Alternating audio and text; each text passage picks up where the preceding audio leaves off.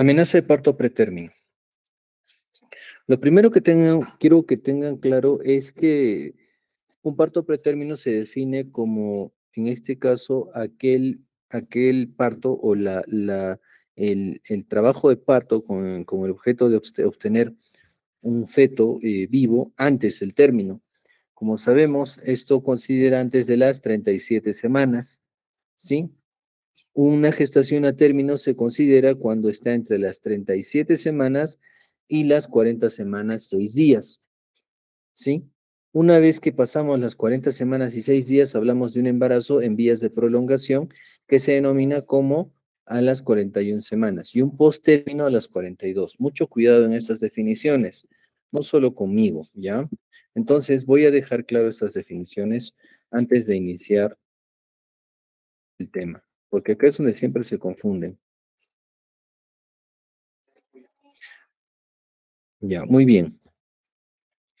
En una gestación a término, pueden ver mi pantalla, ¿verdad? Sí, doctor. Una gestación a término se denomina aquella que está entre las 37 semanas a las 40 semanas y 6 días, ¿sí? O sea, vale decir hasta la fecha probable de parto, ¿ya? Muy bien, estamos a 40 semanas. Y una gestación o un embarazo en vías de prolongación se da aquella que está a partir de las 41 semanas, ¿sí? ¿Sí? De las 41 semanas hasta, en este caso, hasta las 40,6, o hasta las 41,6, porque un embarazo prolongado es a partir de las 42 semanas. ¿Sí? Doctor, ¿y para qué nos importa en este caso memorizar esto? ¿Por qué es importante? Por lo siguiente. Entre las 37 semanas y las 40 semanas y 6 días de un embarazo a término, ¿sí? Se dan las condiciones óptimas donde el feto, el placenta, trabajan adecuadamente. ¿A qué me refiero? Me refiero a que la placenta no está entrando en un periodo de senescencia o envejecimiento, y esto permite el intercambio entre nutrientes adecuadamente, como habíamos hablado. ¿Sí? Mientras la placenta, entre comillas, no envejece, no se calcifica, hay un buen transporte de nutrientes, ¿no es cierto? Los mecanismos de difusión y todo ello. Entonces, cuando pasa hacia las 40 semanas, 6 días para adelante, o vale decir 41 semanas, se denomina un embarazo en vías de prolongación, donde ¿qué va a pasar? Lo que ocurre es que hay un envejecimiento placentario. Y como hay envejecimiento placentario, el feto, curiosamente, también puede ganar más peso. Sí, doctor, sí, curiosamente gana más peso, pero pasa algo que el líquido amniótico disminuye. Y como el feto pueda ganar más peso y el líquido disminuir, trae problemas serios en lo que es el feto, que podría llevarnos a cuadros de sufrimiento fetal agudo y, en este caso, muerte fetal súbita, ya que también podría traer estos problemas. Un minutito, por favor.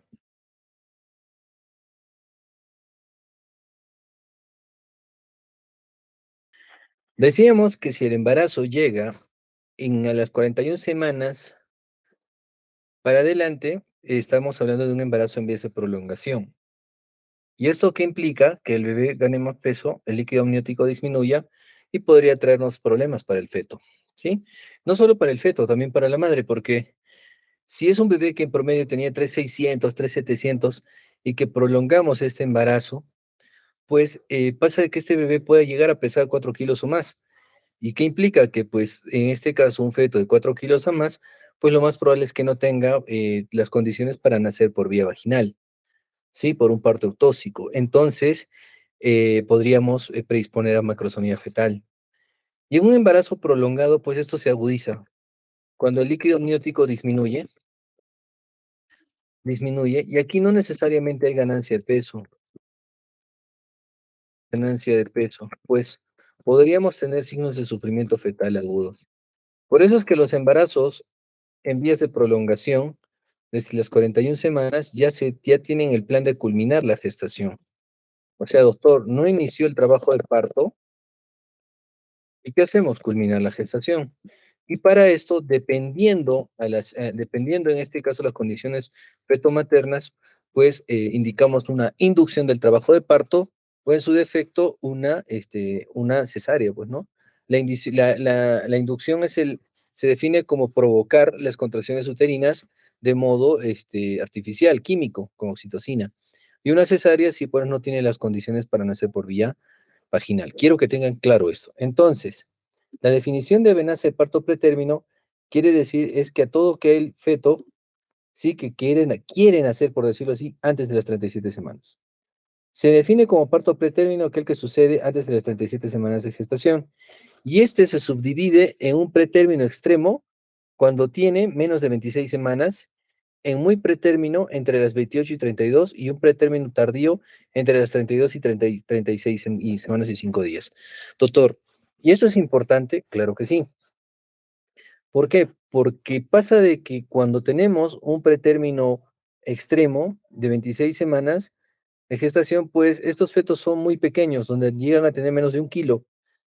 Y pues pasa que estos bebés tienen un altísimo riesgo de muerte, porque son inmaduros extremos. Y un muy pretérmino, entre 28 y 32 semanas, el chance de vida es mayor, pero aún así las complicaciones están presentes. Lo ideal sería tener un pretérmino tardío, ¿no? En este caso, entre las 32 a 36 semanas, 5 días. Que como bien hablaba en las clases, si un feto está entre las 32 semanas para adelante, sabemos de que este feto ya está produciendo mayor cantidad de surfactante y por ende, incluso ayudando a la maduración pulmonar, le damos las condiciones a que tenga menos complicaciones. ¿Sí? No se olviden de estas definiciones. Entonces, se define como la presencia de contracciones en una amenaza de parto pretérmino con un ritmo en este caso, de 4 contracciones en 20 minutos o de 8 en 60 minutos entre las 22 y 37 semanas de gestación, ¿no es cierto? Este hecho se debe, o antes de las 37 semanas, esto se debe asociar al menos a una de las siguientes circunstancias, donde presenta contracciones uterinas y estas son capaces de generar una modificación progresiva del cuello o una dilatación mayor o igual a 2 centímetros con un borramiento de 80, ¿no? Porque si ustedes se acuerdan, en el trabajo de parto hablábamos que existe una dilatación de 1 o 2 centímetros incorporado 80%, ese se denomina trabajo de parto. ¿Por qué? Si a esta modificación de cuello de útero se suma una dinámica uterina regular de 3 en 10, ese es un trabajo de parto. Pero si las contracciones uterinas que traen un ritmo de 4 contracciones en cada 20 minutos o en su defecto 8 en una hora, entre las 22 y 37 semanas, serían lo suficiente para modificar el cuello del útero y provocar un parto antes del tiempo, o sea, antes del término. ¿Sí? Que eso es lo que hay que considerar. Asimismo, cabe resaltar los elevados costos económicos que conlleva en términos de cuidados intensivos neonatales, atención médica continua y necesidades educativas a largo plazo. Por lo mencionado, el parto pretérmino es un problema clínico relevante cuya mortalidad neonatal se puede traducir con adecuadas medidas de prevención y manejo. Cuando te dicen que te genera un costo elevadísimo o costo elevado del sistema de salud, es cierto, porque para manejar un pretérmino, pues el equipo multidisciplinario que trabaja, en este caso el neonatólogo, las licenciadas en enfermería, entran en este caso los cardiólogos para detectar malformaciones cardíacas, neumólogos que se dedican a estudiar pulmoncitos y demás, generan el nutricionista y todo lo demás que trabajan en equipo para ver a la madre y demás, pues genera un altísimo costo.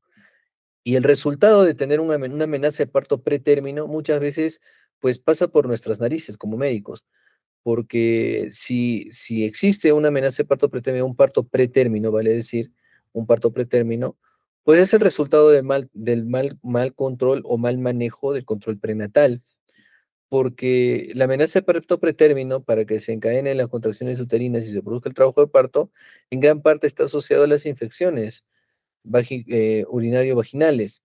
Y estas son capaces de incluso hasta provocar ruptura de membranas y adelantar el parto. Y los costos son altísimos, no solamente para el sistema de salud, sino también para los padres. Es una madre que no va a poder llevar a su bebé a casa, lo va a tener hospitalizado por muchos días. El hecho de movilizarse desde su domicilio hasta el hospital todos los días y por lo menos 3 veces al día para la lactancia, o en su defecto medicamentos que no tenga el seguro, ¿me entienden? O sea, es un problema serio tanto para el sistema de salud y para los padres. Sí, entonces es importante tener en cuenta este tema y saber definirlo. En el Perú, para julio de 2017, entre el 25 y 43% de las disfunciones neonatales fueron por causas relacionadas al parto pretérmino, ¿sí? Y estas cifras son preocupantes, pues los recién nacidos pretérmino tienen un mayor riesgo de morir durante el periodo neonatal, sea infecciones, porque es adaptativo al inicio, y pues los recién nacidos pretérmino tienen ese mayor riesgo, ¿no? Desarrollar infecciones, padecer parálisis cerebral, déficit sensorial, discapacidades en el aprendizaje, enfermedades respiratorias, comparadas con un niño a término, ¿no? Con un bebé que nace a término. Además, la incidencia de estas complicaciones se incrementa cuanto menor sea la edad gestacional de nacimiento. O sea, cuanto más pequeño, en este caso, tenemos más problemas. Cuando tenemos prematuros extremos o muy extremos, pues hay problemas visuales, óseos y demás. O sea, es un problema serio a considerar. La etiología del parto prematuro, ¿sí? Entonces, hay una activación, ¿no es cierto?, entre el eje hipotálamo-hipófisis materno-fetal. Hay una inflamación o una infección coriodecidual sistémica, una hemorragia decidual, un desprendimiento placentario, isquemia o una distensión uterina patológica por un embarazo múltiple, polidramnios o una anomalía uterina que puedan provocar que a nivel del corion y la decidua se produzcan proteasas y urotoninas, ¿sí? Entonces, pasa de que estas se desencadenan en contracciones uterinas y modificaciones cervicales hasta poder provocar una ruptura de membranas. Y por ende, este te va a provocar, ¿qué cosa? Un parto prematuro. Cuando la fibronectina fetal está elevada, es un marcador que en este caso pues nos puede ayudar a predecir si es que hubiese el riesgo o no de un parto pretérmino. Ya estos producidos, en este caso, hallados, perdón, en líquido amniótico, si es que se trata incluso de un RPM o en sangre materna. Ya, entonces, la fibronectina es importante también, este estudio nos ayuda, ¿ya? Dentro de las causas, dentro de las causas, ¿ya? Para parto pretérmino, o parto prematuro están la ruptura prematura de membranas en un 28%, iatrogénico en el 33% y idiopático en el 39%. Tradicionalmente, las causas de parto prematuro se han agrupado en 3 grupos grandes. Iatrogénico, en este caso, por indicación médica, el parto debe ocurrir antes del término del embarazo, por ejemplo, una patología materna, ¿sí? Que ponga en riesgo a la madre, como es una insuficiencia cardíaca, un hipertiroidismo, una tormenta tiroidea y demás. La ruptura prematura de membranas también tienen que ver en segundo lugar, y idiopático que no tiene una causa aparente. Respecto al parto prematuro idiopático o secundario a la ruptura prematura de membranas, en forma reciente se ha modificado el concepto del parto prematuro hacia un síndrome que obedece a las diferentes causas que determinan una respuesta de liberación de mediadores químicos y el desencadenamiento de las contracciones uterinas con modificaciones cervicales, modificaciones del cuello, ¿no? O por ruptura de membranas. Lo importante que tienen que saber en longitud cervical, que esto siempre andan variando, es lo siguiente. Doctor, en una longitud cervical, normalmente, ¿cuánto mide un cuello de útero? En promedio, un cuello de útero mide entre 5 centímetros de longitud. Todo esto. Aquí está el cuello, miren. Voy a sacar la imagen. Este es el transductor convexo. Esta es la cabeza del bebito, todo esto. Acá está la cabeza, ¿sí? De ahí continúa para abajo, ¿sí? Esta línea blanca. Y este es el cuello del útero, el canal cervical. Está el labio anterior del cervix, labio posterior, el canal cervical y adentro. Listo. Toda esta longitud que medimos, que está con la flecha amarilla, en promedio tiene de 3 a 5 centímetros de longitud. No todas las mujeres pues van a tener un cuello la misma longitud, ¿no? Es un promedio. Listo. ¿Cómo se define a la amenaza de parto pretérmino? Si nosotros tenemos contracciones uterinas, ¿sí? Con una duración, intensidad y frecuencia, ¿sí? En este caso que va en progresión, estas son capaces de provocar contracciones uterinas, perdón, dilatación o modificación cervical.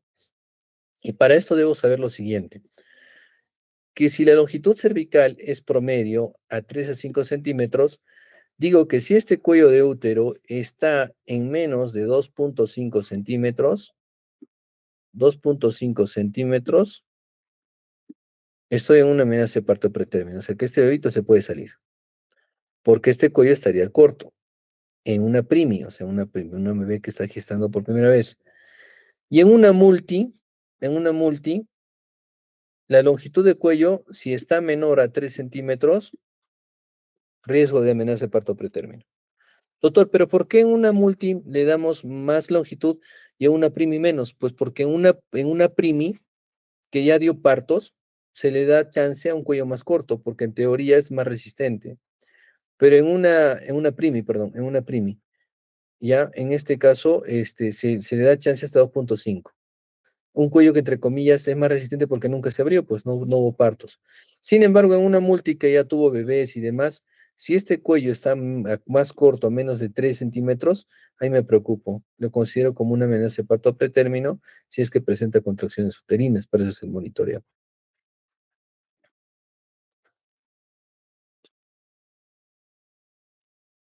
Ya, aquí está. Cuando el cuello del útero va disminuyendo en longitud, podemos encontrar un signo que se llama el signo del túnel o el funneling. El signo del túnel o funneling es el área de abertura del cuello, o sea, cuando el cuello ya se está rindiendo y se mide la parte del cuello útil. Miren acá el ejemplo, ¿ya? Acá está, ¿pueden ver la Sí, pantalla? ¿Pueden ver la pantalla? sí, doctor, sí se ve.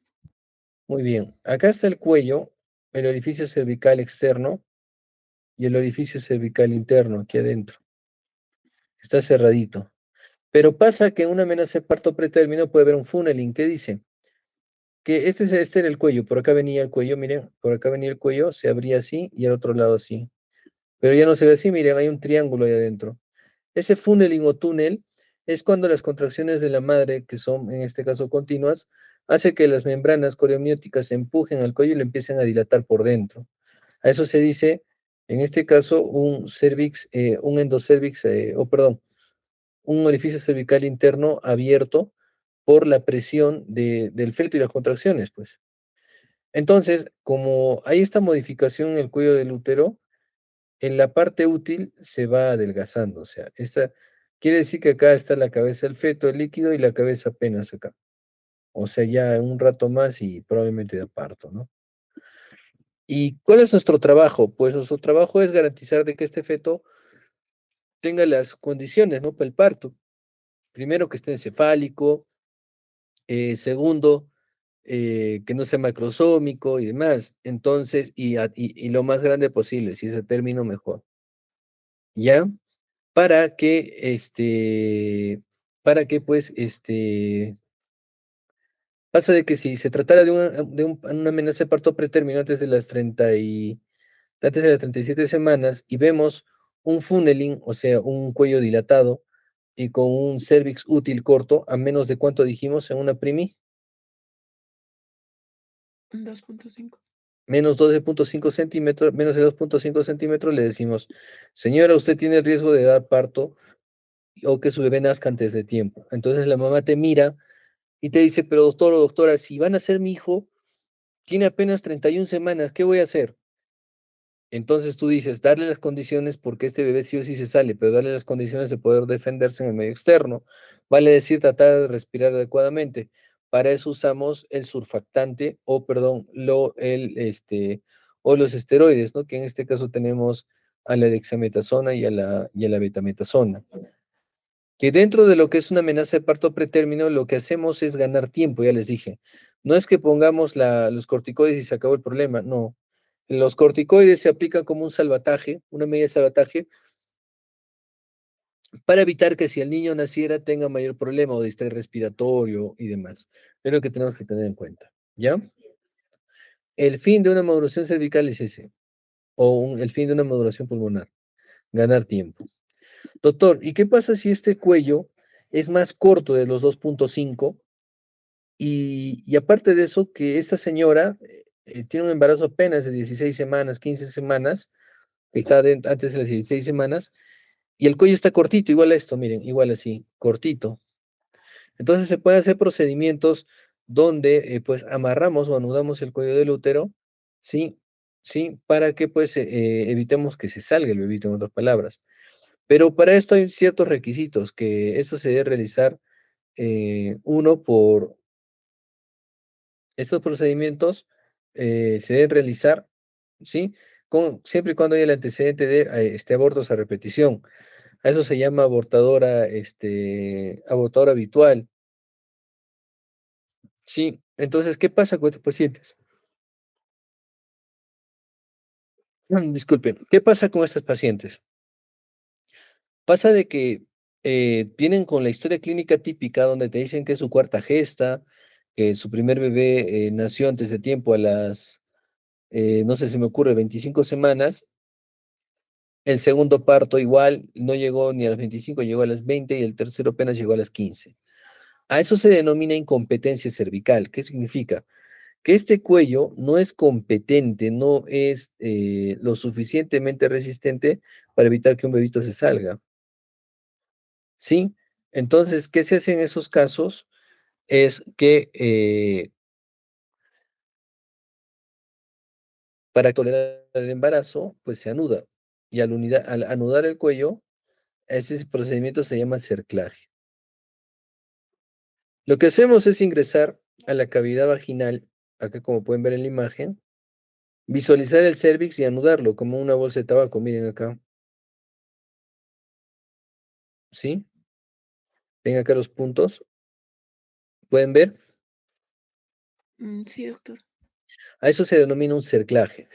Preferentemente realizarlo entre las 16 semanas para adelante, no llegando en este caso a más de las 35 o 36, porque en este tiempo, en este tiempo, pues una paciente ya llega a término, podríamos cortar los hilos de cerclaje o en su defecto terminar la gestación por vía alta, si se tratara de un bebé a término, ¿no? Llegando a término. En gestantes con riesgo de parto pretérmino se debería usar progesterona o cerclaje como prevención secundaria. Pues como les dije, una de las buenas opciones es dar progesterona. Porque la progesterona, ¿qué es lo que va a provocar a nivel uterino? ¿Quién me dice?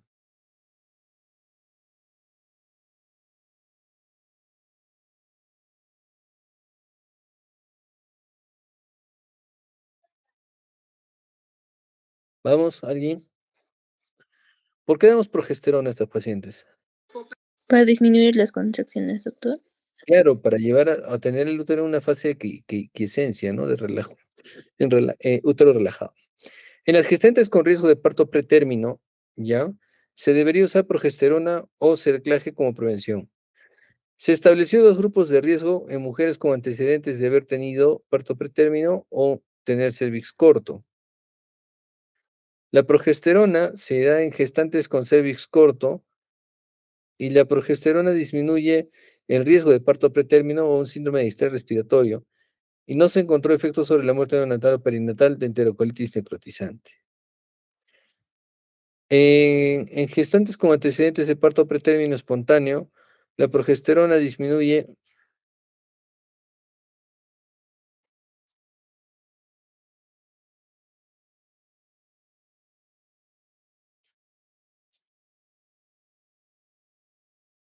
Perdón. En las gestantes con antecedente de parto pretérmino espontáneo, la progesterona disminuyó considerablemente el riesgo de parto pretérmino y no se encontró efecto de desenlace, ¿no? En este caso, hacia el producto. Y en gestantes con cervix corto, el cerclaje disminuyó el riesgo de parto pretérmino, en este caso, pero aunque el riesgo de la pirexia y en tanto a las gestantes con antecedentes de parto pretérmino, El cerclaje no tuvo efecto sobre el riesgo de parto pretérmino y ni de desenlaces, en este caso perinatales adversos. Entonces, podríamos hacer el manejo de lo que es la progesterona, disminuyendo las contracciones uterinas, vale decir, no tocolizando, sino relajando el útero, y el cerclaje, el amarrar el cuello del útero para generar, en este caso, resistencia y pueda contener el producto de la gestación. En gestantes en las que se sospeche ruptura prematura de membranas en un pretérmino, ¿qué prueba se debería usar para realizar un diagnóstico? Si en este caso hay ruptura de membranas, sí, nosotros debemos identificar la salida previamente del líquido y evidenciar la pérdida de líquido, ¿no? Donde la paciente dice, doctor, vengo porque estaba sentada en casa o estaba echada en cama y de un momento a otro empecé a perder líquido, gran cantidad, me manchó el pantalón, me pasó el pantalón. Entonces, ¿qué estudio, prueba deberíamos hacer? Vamos a hablar el siguiente tema de lo que es RPM y diagnóstico, pero dentro de ello hay una prueba química donde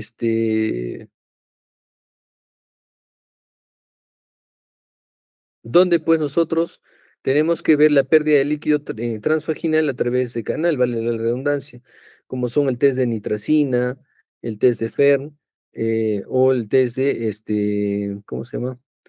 La cristalografía, que consiste en llevar el líquido amniótico extraído de canal vaginal, de ser el caso, y pues puedan visualizar la reacción de hojas de lecho. ¿Ya? Entonces, para detectar una amenaza de parto pretérmino, también de nosotros que debemos tener es un monitoreo electrónico fetal continuo, donde veamos cómo está yendo la frecuencia cardíaca. Y pues, si aparte de ver la frecuencia cardíaca, podemos ver si es que hay contracciones uterinas o dinámica uterina. Sí, por eso es que es importante el monitoreo electrónico fetal y ver si realmente hay contracciones o si este bebé está activo, reactivo o no. ¿Entienden? Y nosotros viendo en el monitoreo electrónico fetal podemos ver fácilmente si es que existen contracciones o no, porque si hubiera contracciones estaríamos hablando de un parto pretérmino. ¿Ya? Muy bien. En gestantes en las que se sospeche la ruptura prematura de membranas pretérmino, ¿qué pruebas se debería realizar para su diagnóstico? Pues tenemos muchas, ¿no? Tenemos muchas, como te digo, la que te di al frente de la de... A ver, en las pruebas, ¿sí? Dijimos, perdón, en las pruebas para RPM dijimos que teníamos las pruebas de el test de Ferm, ¿sí? Y las tres pruebas para el diagnóstico de RPM pretérmino en pacientes con signos clínicos tenemos a la alfa microglobulina, ¿sí? Tenemos la prueba de proteínas, en este caso similar a la insulina, y tenemos también la alfa-fetoproteína, ¿sí? Que estas pruebas para diagnóstico de RPM nos sirven, pues, porque la alfa-fetoproteína, en este caso, tiene una sensibilidad del 95.8% y 95% de especificidad, mientras que la combinación de alfa-feto con la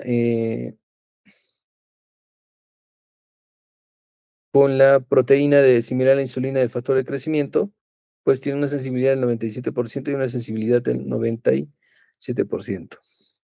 Entonces, tenemos pruebas más simples, ¿no? Ahorita vamos a hablar de RPM más adelante, pero tiene mucho que ver porque vieron de que una de las causas de RPM importante de parto pretérmino es la ruptura de membranas, ¿no?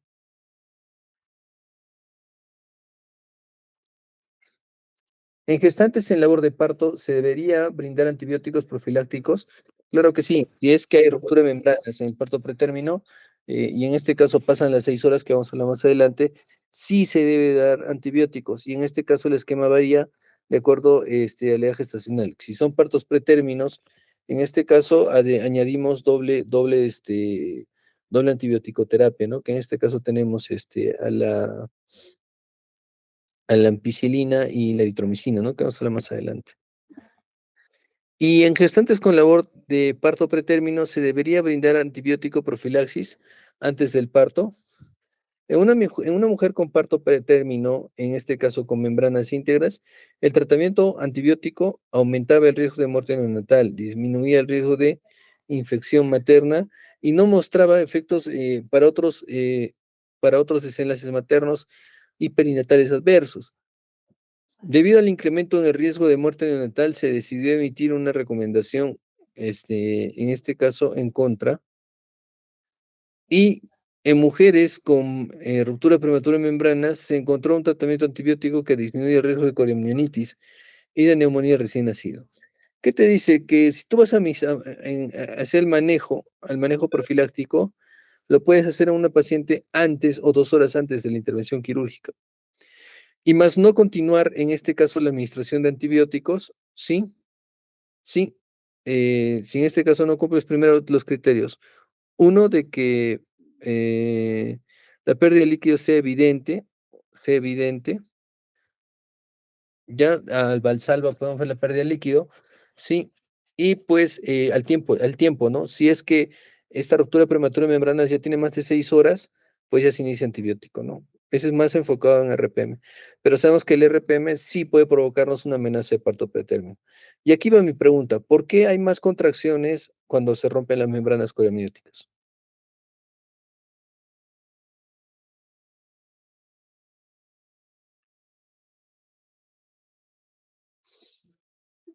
Recuerden que las membranas coreamnióticas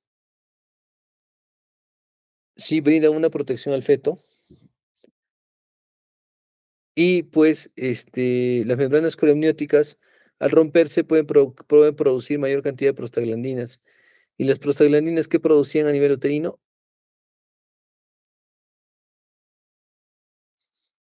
Contracciones, doctor. Sí, producen contracciones, pero gracias a una sustancia producida en las membranas coreamnióticas, que son las prostaglandinas. Ya no se olviden, porque si hay ruptura de prematura de membranas y el bebé es pequeño y pues hay pérdida de líquido, preocúpense porque ese, ese, ese, ese, este, ese parto sí o sí se va a dar antes de tiempo porque ya rompieron membranas y hay liberación de prostaglandinas. Mucho cuidado.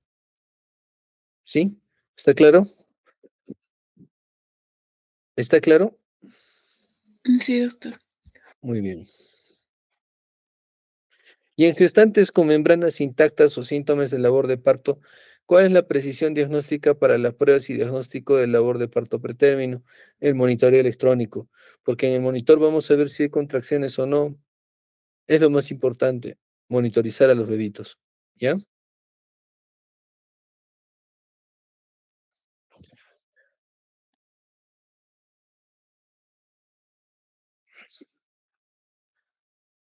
Criterios diagnósticos y longitud cervical y fibronectina. 48 horas de inicio de la sintomatología, la fibronectina tiene una sensibilidad del 62% y una especificidad del 81%. Una longitud de cervix de menos de 15 milímetros tiene una sensibilidad de 77% de especificidad. Acá, cuando hablamos de longitud cervical, les puede generar una confusión. Ya les he dicho, si la longitud cervical tiene menos de 30 milímetros en una multi, ya me va preocupando. Y si tiene menos de 25 en una primi, también me va preocupando. ¿Por qué? Porque puede haber el riesgo de que si se rompen las membranas, hay dinámica uterina y demás, pues el bebé nazca antes de tiempo, ¿no? Y eso no es lo ideal. ¿Ya? Mm. ¿Cuál es la efectividad clínica del uso de corticoides para la maduración pulmonar para mejorar los desenlaces materno-neonatales?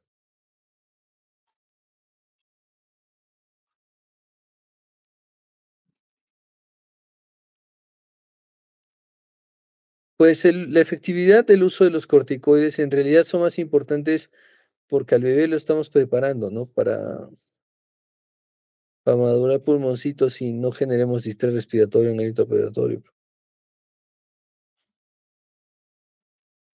Muy bien. El uso de corticoides tiene un fin, ganar tiempo, ya les he dicho. Y esto se administra a partir de las 24 semanas hasta las 33, que tiene por finalidad iniciar la maduración pulmonar y pues no tengamos mayor problema durante el procedimiento de parto, ya sea en el tipo de parto, ya sea un parto tóxico o distóxico. La administración de corticoides disminuyó el riesgo de muerte perinatal. No encontró diferencias entre la dexametasona o la betametasona en el cuarto nivel de riesgo de muerte neonatal y ni de otros desenlaces perinatales. Mayor riesgo de sepsis neonatal al usar dexametasona en comparación al al ser divino. Perdón. Entonces, cuando vemos de que las diferencias entre la dexametasona y la betametasona, o cuando menciona que no encontraron diferencias en la administración y la maduración pulmonar, sí tenemos que tener en cuenta que el esquema de la betametasona es más corto que la dexa. Sin embargo, en cuanto al riesgo de hemorragia ventricular y prevención, sí, se vio que hay menor efecto adverso con la betametasona que la dexa. ¿Cómo es eso, doctor? En un pequeño estudio se vio que como en un efecto, como un efecto adverso, muy aislado, pues se vio asociado con hemorragia intraventricular al uso de la dexametasona, a diferencia de la beta.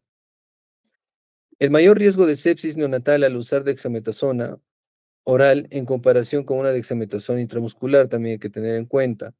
Y de esta manera se decidió emitir una recomendación a favor del uso intramuscular de la dexametasona o betametasona, que en realidad el más usado es la betametasona, ¿ya? Por si acaso.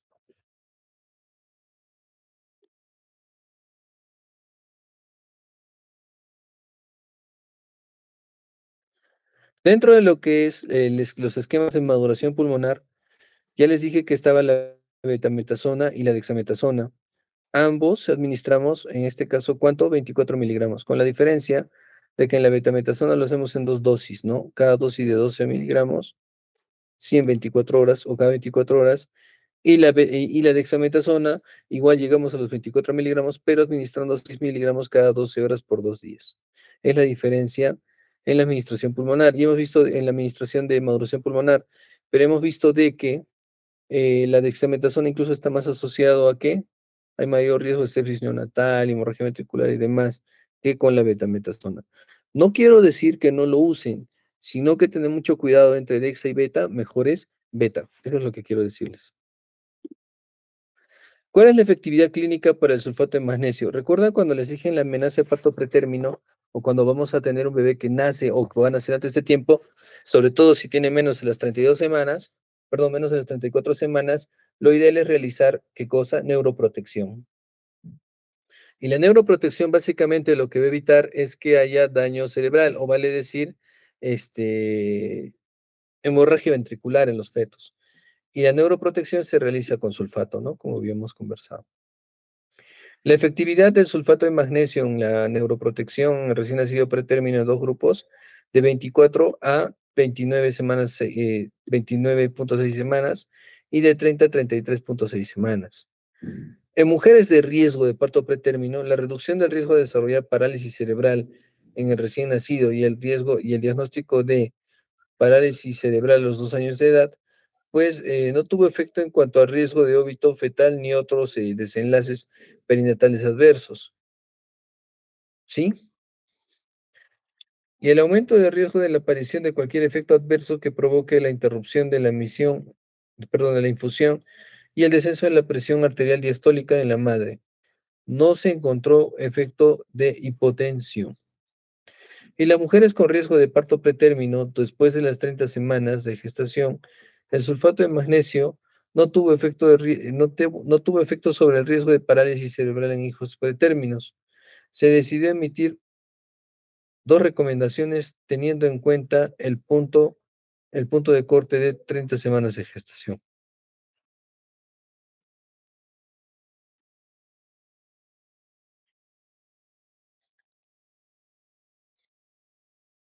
¿Cuál es la efectividad clínica de los tocolíticos en mujeres con labor de parto pretérmino?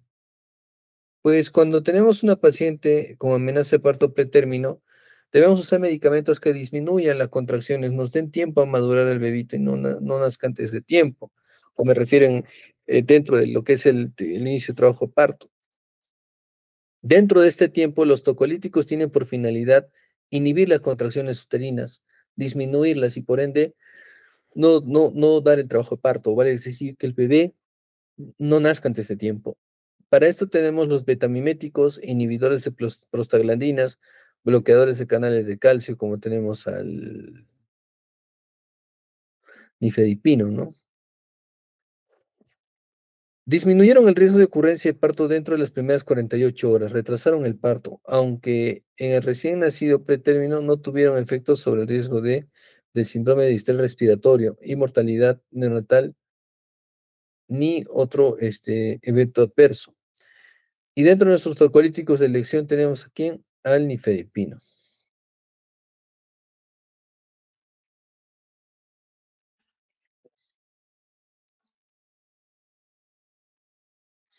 En mujeres con sospecha o diagnóstico de labor de parto pretérmino, sin una indicación de cesárea, ¿debería indicar la realización de cesárea o un parto? Esa es la pregunta. Primero, que si es un parto pretérmino y tiene menos de 32 semanas, no lo movilicen. Vale decir que el riesgo de complicación en estos pacientes es mayor, ¿no? Porque si nace pretérmino, pues como menciono, los pulmones no están preparados al nacimiento en este medio ambiente, problemas visuales y demás, ¿no? Y en el embarazo único, el trabajo de parto, vale decir, se puede dar también por infección materna, eh, no tuvo efecto sobre, ¿qué dice? La infección materna, muerte perinatal, mortalidad neonatal severa, infección de herida. Vale decir que cuando ustedes vean estos casos de pacientes con mastitis iniciales y demás, lo primero que tienen que hacer es este, manejar el cuadro, porque estas infecciones maternas, sean por una mastitis, una infección urinaria y o demás, previo al parto, podrían desencadenar un parto pretérmino, pues. Y aparte del parto pretérmino, podría provocar hasta una muerte perinatal. Eso mucho cuidado. La cesárea disminuyó el riesgo de la mortalidad neonatal total dentro del desenlace compuesto por mortalidad intraparto y neonatal. Eso sí, está bien, está descrito, pero saben que no siempre lo ideal es la cesárea, sino el parto vaginal. Y en el recién nacido pretérmino se debería realizar un pinzamiento tardío del cordón umbilical. Realizarlo o realizado después de los 30 segundos y hasta los 3 minutos después del parto en un recién nacido pretérmino. Repito, realizarlo después de 30 segundos y hasta de 3 minutos después del parto pretérmino. ¿Sí? Muy bien. Dentro de ello redujo el riesgo de hemorragia intraventricular y que pues el requerimiento de transfusión por anemia en neonatos anémicos aumentó el valor del hematocrito y en comparación con la realización de pinzamiento temprano, desde 5 hasta 30 segundos después del nacimiento. Desde 5 hasta 30 segundos después del nacimiento.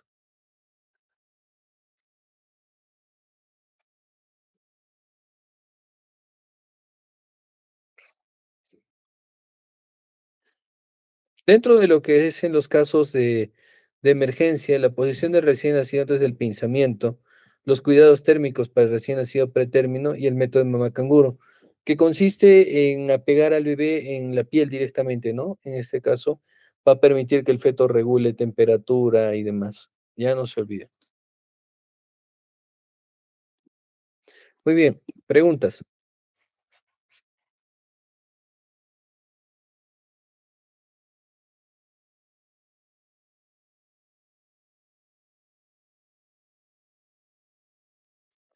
Entonces, aclarando, ¿qué debo recordar en la amenaza de parto pretérmino?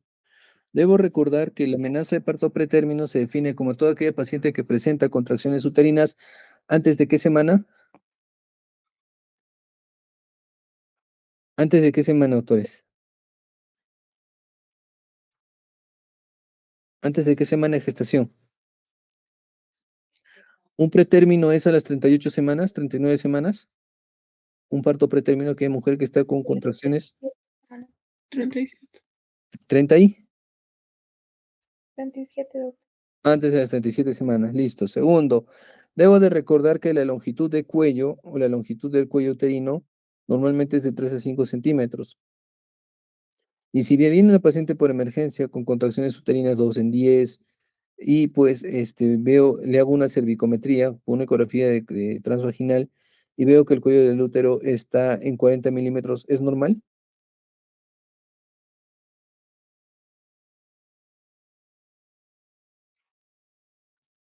Sí, sí es normal.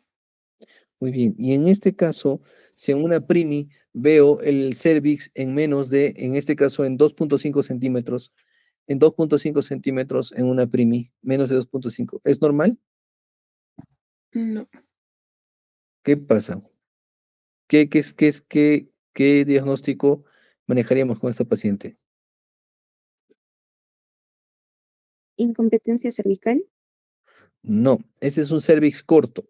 Una incompetencia cervical se define aquella paciente que si tiene 4 hijos, por decir, el primer hijo, pues, te dice, doctor, mi primer hijito fue pretérmino, nació prematurito, ¿a qué semana? A las 36. Mi segundo hijito nació a las 30, el tercero a las 28 y este cuarto, que se me quiere adelantar a las 25 semanas. Esa es una incompetencia cervical, que no permite que el bebé, pues, llegue a término, ¿me entiende? Y este era uno de los motivos donde teníamos cervix incompetentes que teníamos que anudarlos con un procedimiento que se llama cerclaje. Y ahí está, donde hacíamos puntos en bolsa de tabaco para anudar el cuello del útero. ¿Sí? ¿Sí? Sí, doctor.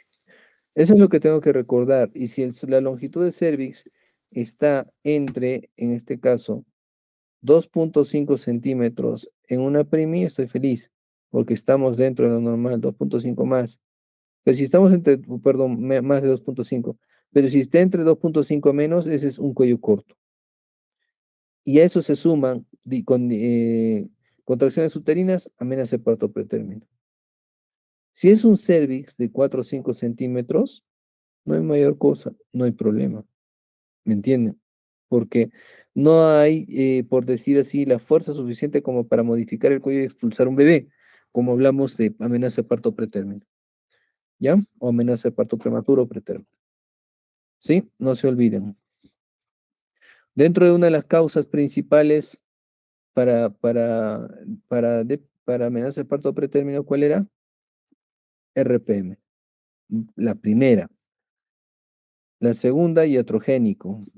Y el cuarto, el tercero, idiopático.